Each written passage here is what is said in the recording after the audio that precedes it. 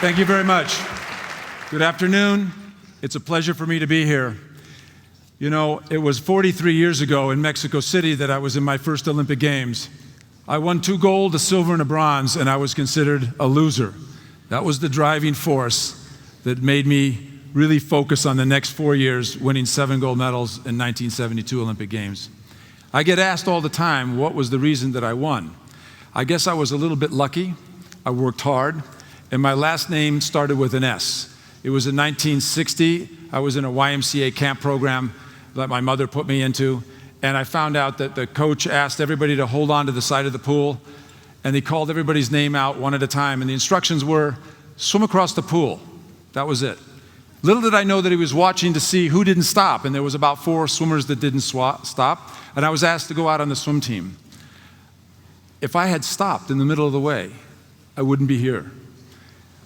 The things that made me great, I would like to share with you, and I have such a limited time. It was the mystery, the magic, the wonder, and the innocence of never having done it before. And those were the seeds of creativity that developed into my individual success story. Each and every one of you have a dream. You need to have a dream. You need to focus on that dream. The dream that was created from the Olympic Games was done almost 12 years ago by a guy by the name of Baron Pierre de Coubertin. I would like to share that with you, and I don't have it memorized, so I work off of a note. So let me just take this moment. He said, "The most important thing in the Olympic Games is not to win, but to take part. Just as the most important thing in life is not the triumph, but the struggle. The essential thing is not to have conquered, but to have fought well." Baron Pierre de Coubertin, 1896. The Olympic Games back then was a very aristocratic type of an event. And if you dissect the fact that if you look exactly at those words, I don't believe in any of those words.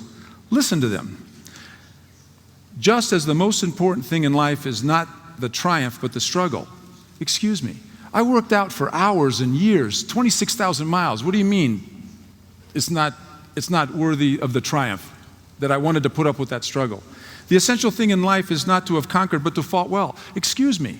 The whole idea was, I didn't wake up, and neither did you, with an ambition to lose my job, to be first to finish second place. So I had great coaching along the way. As a matter of fact, I went to a coach that was the best coach in the world. I swam next to the best swimmer in the world named Don Scholander.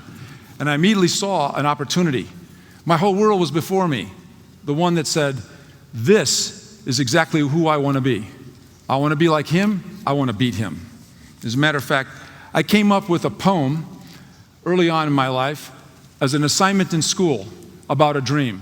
I would like to share that with you. My mother actually gave this to me as a present about 5 years ago, and I'm glad that she did. This is what I wrote at the age of 13. Giving all you have to give to see it in your mind, never turn away or quit. If you seek, you know you'll find. It's the power of that dream holding on to hope that will take you much higher. Power to believe that you can aspire. That's all born in your power of a dream. Giving all you have to give to set your visions high. The empires of your future hope are in the empires of your mind. It's the power of that dream holding on to hope that will take you much higher. Power to believe that you can aspire to achieve all that's born in your personal dream. You know, I had a dream, the mystery, the magic, the wonder, and the innocence. It was a magical idea of being an Olympian. I had no idea how to get there. It was the wonder of the journey that was going to take me there. But the innocence of never having done it were the reasons that I was so successful. Because if somebody told me that I had to work out for 12 years and 26,000 miles and get up early in the morning and do this and do that, I think I would have shied away. It would have been just too much. I really believe that our destiny is not a matter of chance, but about the choices that we make in life. It's not something that you can wait for, it's something that you actively have to go out and try to achieve. And you do that through hard work. In my sport of swimming, hard work doesn't translate into fast times. Swimming fast, by working out hard, I might have an opportunity to actually swim fast times. And that's what I did. You know, I was asked once in Sydney, Australia, what my greatest accomplishment was at the Olympic Games in 2000. And I said, well, probably winning 7 gold medals and setting 7 world records at the Olympic Games.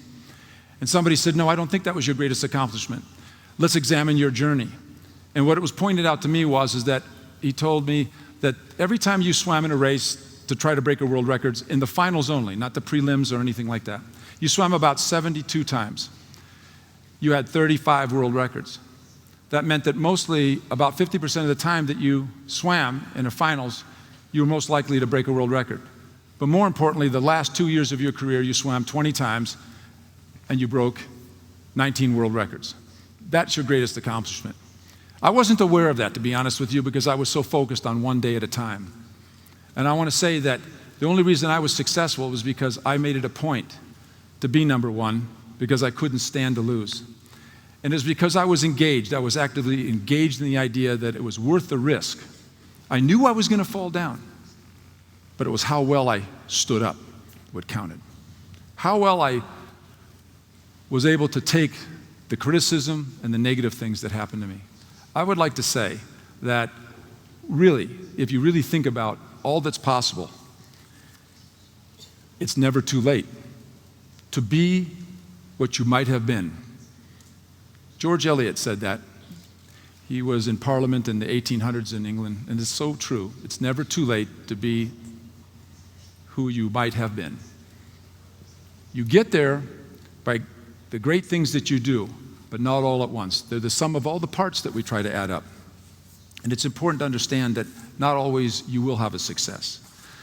You know, I ask a simple question, and I want to share this with you, and I know my time is limited. I want to say that if you take $1 and you're given $1 a day, and each day you're given this dollar, all you're required to do is stack that $1 on top of another. At the end of 100 days, you should have $100. If you believe that that's a true evaluation, that if somebody gave you $1 a day for 100 straight days, and you think you have $100 at the end of that day, at the end of that time, raise your hand if you think the answer is yes in the audience. Raise your hand if you think the answer is yes, that you would have $100. Okay, so then if you think that you do not have $100, raise your hand, and the answer is no. Now see, here's an interesting examination. About 10% of you said yes. Then logic says that in the next question that I asked, the other 90% of you should have raised your hand. And this is, I've been doing this for 35 years. 80% of you did not participate, and I know you know the answer. So the reality is that you have to ask yourself, this is the reason that I'm not successful. I'm too afraid to lose. But don't be afraid to lose. It's not important to know the right answer. It's important that you had a chance to give an answer, and that's how you become successful. So look at, I can talk to you about a lot of different opportunities that individually, when I've gone away in workshops about what would be successful, and I can't tell you what would be successful for you. You need to find that journey. I once was told that if you don't know where you're going, you won't know when you've arrived. Doesn't that sound correct? If you don't know where you're going, you won't know when you've arrived. If you think that statement's true, raise your hand. Very good, audience. Now I got about 50 or 60% participating. That's the whole idea. Let me give you a counter argument to that.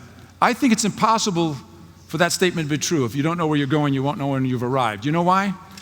Because if you don't know where you're going, it's because you never gave yourself some place to be at. So if you were at some place of being, you couldn't recognize that you were at that place, so therefore you couldn't deduce and even come to the conclusion you haven't arrived anywhere. Think about it. Both of those arguments are true. On face value individually. But the way I said it the last time contradicts the first statement. The point I'm trying to make is that along the life of your journey, it's so important to make a decision. Stand by that conviction. I made a decision to swim in 7 events, not because somebody told me to do so. It's because over the course of the time that I competed for so many years, I was told, look, if you hold the world record, you might as well swim it. You'll be called a chicken if you don't go ahead and do that. It was really difficult, but I took one day at a time. It didn't bother me to think about something else that was happening on a different time of day or a different thing that would be an interference to being focused. To give you an example, when I was in math class as a youngster, I had a girlfriend in that class and I used to pass her notes 50% of the time. So I obviously missed 50% of what the professor had to say, but that didn't bother me. I was more interested in trying to impress my girlfriend. But what do you think happened when I was with my girlfriend for 1 hour? You think I wasted 1 second thinking about math? No, I devoted 100% of my time convincing her I was the greatest thing since sliced bread. I paid attention to what my coaches had to say. I listened to what they had to say. I struggled with what they had to say. It wasn't easy. But I knew that the journey was one step at a time. And it was one step at a time so that it was something that I could personally achieve. Nobody else. And sure, I fell down a lot. I may have broken 35 world records. I may have done really great based on a statistic that I just rattle off to you about my career. But I have a box of a bunch of silver medals and blue ribbons and purple ribbons, and I'm going to leave you with a really interesting concept of what happened to me as a 9-year-old. My mother heard my name being called out after I swam an event. It was, I think, a 50 freestyle. And there were these 3 circles on the ground. One said 6, 5, 4, and then there was a staircase, 3, 2, 1. And I was called to stand on number 5. I had no concept of why I was there. Obviously, it was a timed event, and I got 5th place. They handed me a purple ribbon. And I looked over there at the guy standing up on this stand, and he had a blue ribbon. I took that purple ribbon back to my mom. I threw it in her lap, and I started to cry. Tell me what the color is that you will never see me ever wear. It's purple. I identified with the idea that as a cause and effect of being successful, you were rewarded. And we are a society that bases our challenges on reward. So I go back to Baron Pierre de Coubertin. He said, well, guess what? It didn't happen, did it? You need to go through the struggle with the idea that you're going to win. So let me conclude this evening with this thought. We, each and every one of us, are gathered here tonight in celebration and tribute richly earned by all of your success stories. That's why you're here. A willingness to learn from all of us that are sharing our ideas with you.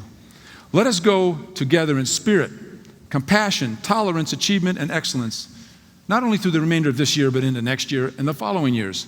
It is a race against time that we cannot afford to lose. Let the challenge begin. Let the time for you to succeed begin. Let your dreams and the empires of your imaginations take you much higher, but not without pain, not without sorrow, not without dedication, not without commitment, and not without sorrow. I never had this and I never had that. I never was an Olympian, but I thought it and I dreamed it, and that's why I'm standing here tonight. Thank you very much.